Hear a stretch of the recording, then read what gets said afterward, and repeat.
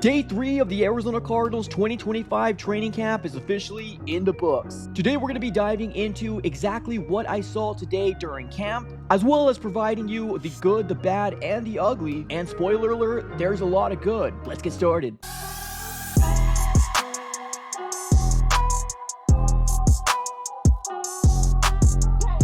What's going on, everybody? Welcome back into another video. Definitely do me a huge favor, smack up that like button and subscribe for more Arizona Cardinals content. On this channel, we're covering the Arizona Cardinals news, breaking news, conversational pieces, everything surrounding your favorite team. So subscribe it up. It's absolutely for free. Now, as of right now, we are sitting in July 25th. If we hit 17K by the time this month is over, we will be doing a jersey giveaway. So if you're one of those guys that hover around and don't hit that subscribe button, make sure you go ahead and subscribe it up. It's absolutely for free, and obviously you get a chance to win a Arizona Cardinals jersey before the start of the season. So go ahead and make sure you do that right now. But ladies and gentlemen, let's go and get started here. Let's talk about what we saw today during the day 3 of training camp for the Cardinals. And let me tell you right now, there has been a lot of good things, and it's almost night and day from yesterday to today. Yesterday, the big thing that I was talking about was the offense did not look good, right? And a lot of people kind of came at me saying, oh, I'm trying to build a narrative. No, that's not the case.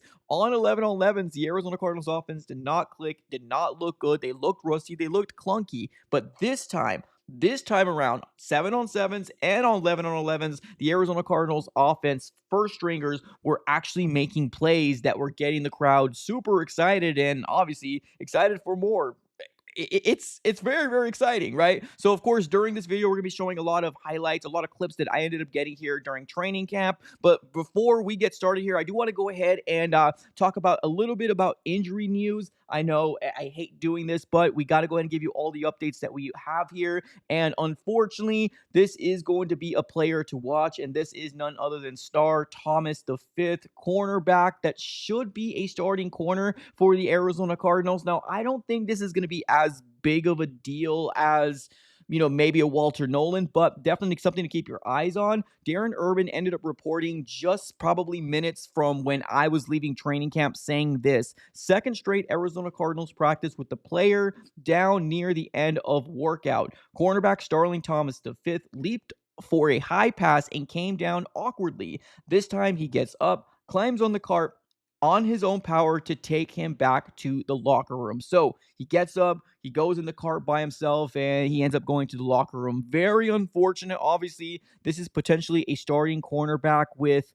Garrett Williams, Max Melton, but now this kind of leaves a door open, right, for maybe another young cornerback to kind of really show out. Like I said, I don't think it's going to be that big of a deal, but of course, they need to be cautious. They need to make all the precautions out there. So they ended up taking him to the back, to the locker room, and his day was done after, it was pretty much, training camp was pretty much over at that very moment. So yesterday we ended up seeing J.J. Russell, linebacker, and now today we ended up seeing cornerback Starling Thomas V. But this training camp is physical. Like, they're going. Like, this is a very physical training camp compared to the first 2 years of Jonathan Gannon and Monty Ossenfort. This year is different. Like, they already know expectations are up here, right? So obviously, speedy recovery here for Starling Thomas V. Let's see what happens, next week. In terms of, is he going to be able to go out there? Or is somebody else going to get an opportunity? Because with what I've seen so far, when it comes down to those first stringers on the defense, those three cornerbacks are Max Melton, Starling Thomas V, and Garrett Williams in the slot. So let's see what happens here moving forward. So let's go and dive right into it, ladies and gentlemen. Let's go and talk about what we saw today during day 3 of training camp. Let's talk about the good, right? Let's talk about the good. Actually, there's a lot of good. I don't think I have very much negatives. I'm going to be real. I think this one was a very, very overall great training camp that got me really pumped up to see what happens next week, honestly. And they're building, right? And here's the thing, too. I got to make a disclaimer because Monty, JG, everybody that knows football has said this multiple times. This is not real football until the pads are on, right? Until that second level of physicality comes out. And we know that, right? At the end of the day, we know. But it's still really cool to see these highlight reels. It's really still cool to see these connections between QB1 and wide receiver 1, or QB1 and tight end 1, because like I said yesterday, Kyler and Trey McBride are going to have that connection this year, and there's no doubt that he's going to be fed. But right now, we need to work on Marvin and Kyler, and that seems like what they're doing. Now, one thing that I did mention in my live stream earlier this morning, I had some to dos or things that I wanted to see today. A lot of that stuff was checked off, and we'll be diving into that a little later on. But let's go ahead and give some love over to my MVP on the defensive side of the ball. Now, I didn't record a lot on the defensive side of the ball. Biggest reason as to why is that Dante Stills was running with the second stringers when Jacoby Brissett was on the field. But man, this guy is a menace whenever he had an opportunity to disrupt the play. If there was tackling allowed, if there was actually contact allowed, this guy would have so much plays under his belt, and it's not even funny. Now, like I said before, the defensive line has looked a lot more juiced up than the offensive line, or just the offense just in general. And I'm talking about yesterday. It makes sense. That kind of happens all the time. The defense is usually kind of clicking a lot faster than the offense is. But man, Dante Stills today was an absolute menace, and he was on another level. He disrupted like two plays back to back. He could have potentially sacked Jacoby Brissett if there was contact available. And this guy looks to be the real deal. Now, I know we're all kind of a little worried about Walter Nolan on what could potentially happen. Is he going to stay on the PUP list heading into the 53-man roster cutdown and, of course, the regular season? Right now, it's TBD. There hasn't really been very much of an update on Walter Nolan, but I got all the faith in the world that Dante Stills, if and when given the opportunity, is going to havoc wreak havoc. He's going to be absolutely amazing. I'm really excited to see what he's going to do. A stud, and he was a late round pick for the Cardinals in 2023. Now he's going into his year 3, and he looks good, man. He looks really, really good. Let's move on over to the offensive side of the ball. This was something that I had a big criticism on yesterday. I said this up and down, and people didn't seem to be really kind of happy with me, right? They're like, oh man, you're trying to create a narrative. No, the offense didn't look good, especially on the 11-on-11s yesterday. Today, the quite opposite happened. Like the 11-on-11s and the 7-on-7s, Kyler Murray, Marvin Harrison Jr. We also saw Michael Wilson finally get a ball thrown to him. We saw Trey McBride getting fed, and we saw a lot of catches from Marvin Harrison Jr. Now, one thing before we dive into the Marvin Harrison Jr. footage, we did see a play that Kyler Murray ended up, kind of running up the middle, and this is probably something that we might be seeing during the season. Kyler did say he wanted to use his legs more. Maybe we might be seeing some draw plays with Kyler Murray as a quarterback, a QB draw, but we have a play right here that we ended up seeing. Obviously, Kyler Murray is still very, very explosive.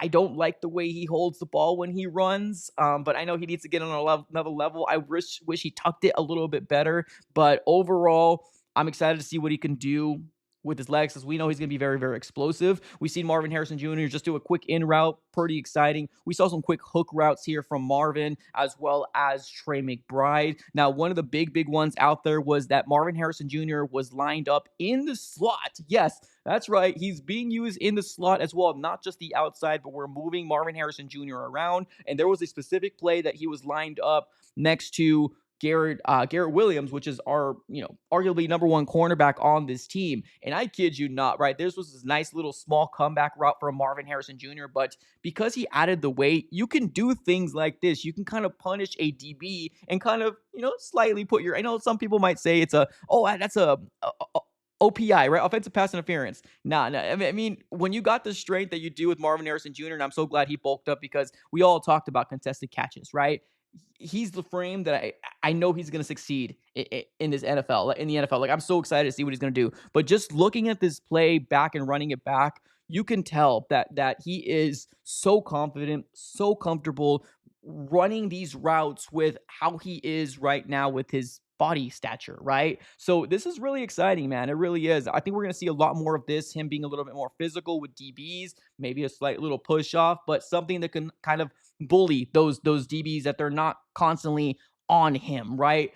He can hopefully cause more separation, and this is definitely a great example of that. Another route that was kind of explosive as well, Kyler Murray threw the ball deep, and that is something I wanted to see today. I said this this morning on my live stream. Just chuck the ball. Show us that you can do it, right? This is where you need to start getting those chemistry down. Kyler Murray was throwing a lot of balls down deep, and this one very specific play where Kyler Murray dropped back, threw the ball over to Marvin Harrison Jr. And of course, everybody, Marvin Harrison Jr., ooh, ah. And who was covering Marvin at that very moment? Max Melton, right? Going into his year two. So there's a lot of, this is going to be very exciting. Like Marvin Harrison Jr. year two is no joke. Like this is going to be a very, very exciting thing for Cardinal fans because we truly have a potential number one wide receiver, and maybe that can somebody can finally, that we can call the next GOAT, right? I'm not going to get too high on my britches here, but potentially, right? But Marvin Harrison Jr. absolutely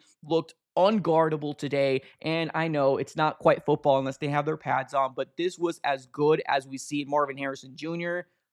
all of his career, and I absolutely love it. Kyler Murray looked really good as well. He looked more poised back there. He was taking shots down the field, and that's exactly what you want to see as a Cardinal fan, that we've struggled with the deep balls. We struggled with getting those chunk plays, so I absolutely love what we've seen from Kyler as well as Marvin Harrison Jr. But let's dive right into what I wanted to talk about a little earlier. These are the things that I mentioned, what I wanted to see heading into day three. And we saw it. We saw it. Now, number 4 isn't quite checked with the motion. But it, for the most part, the creativity, I probably should have added a check mark just for putting Marvin Harrison Jr. in the slot in general. That on its own is better, right? So number 1, offense looks cleaner. It looked cleaner. It looked better.